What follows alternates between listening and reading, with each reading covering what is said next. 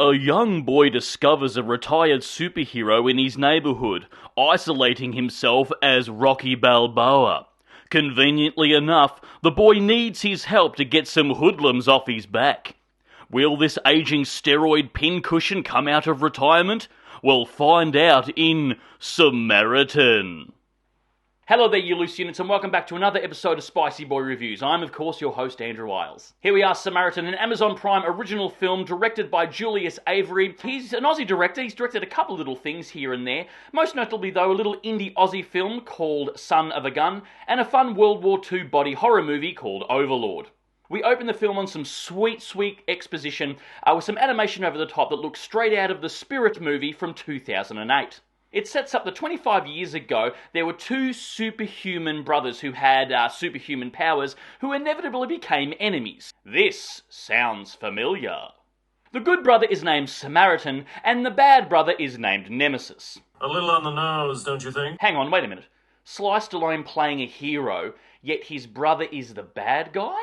This sounds familiar.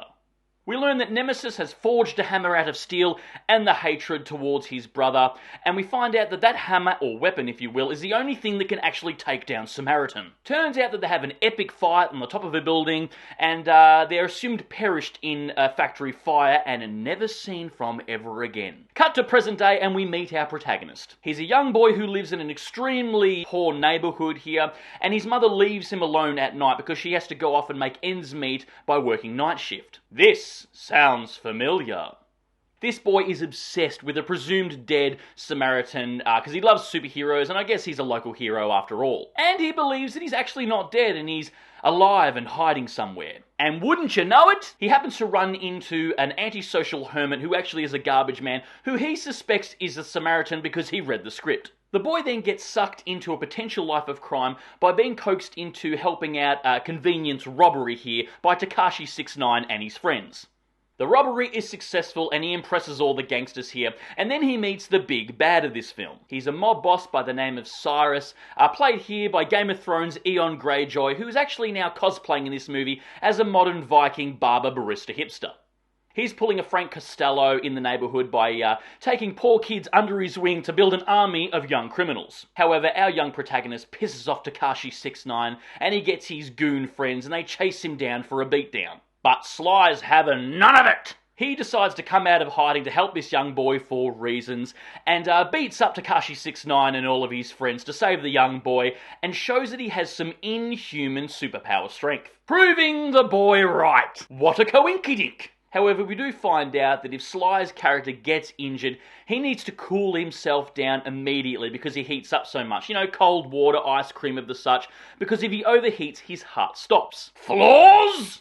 The film then splits off, with Sly Stallone becoming a bit of a father figure for the young protagonist, teaching him about the ways of life and how to be a hero, I guess, while Cyrus breaks into a police station to steal Nemesis's hammer, to use the power to rally up the downtrodden poor people of the neighborhood, to rise up against the privileged. Wait a minute.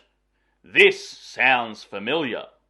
This movie looks like a modern-day Sly movie, you know, dark, gritty, and drained of colour. Doesn't feel like our world either, like it's an other world, I guess like a comic book. It's also a mishmash of other films that you've seen before. I'm not opposed to borrowing, being inspired by, or paying homage to other films, that's fine, but all it did in this film was pull me out of it and just reminded me of better films that I felt like I should have been watching. And Sly is not as charismatic here as he usually is. I know he's getting a bit long in the tooth, but even his later films, he still has that charismatic charm that he always brings to his movies, but here he just seemed exhausted.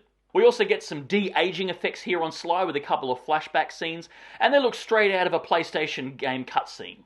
There's a few rushed shots here and some shonky camera work, and some really iffy effects here and there, like it was rushed, or maybe the film was made during lockdown, or maybe they just didn't have it in the budget. The film was very bland and played by numbers, but it's better than the usual geezer teaser.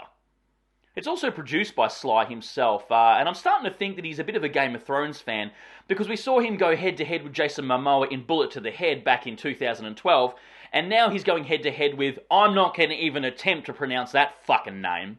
Oh, and there's a massive twisty twist at the climax of the film that reveals all, but I saw it coming in a mile away, and I'm pretty sure you will too. We finally get Sly Stallone playing a superhero on screen here, and it was a bit of a letdown. You know, he's had a crack at Judge Dredd. We know he's kind of in the MCU now, kind of, but this was just a bland mishmash of nothingness. I think maybe there's just some big actors who probably shouldn't be superheroes or supervillains, or even attempt it. You know, maybe we've got Sly Stallone, Tom Cruise, even Mel Gibson. But yeah, guys, that's my review of Samaritan. I was actually excited to watch this, because, you know, you've got Sly Stallone, one of my heroes growing up with, playing an aging superhero. What could go wrong? But here we are.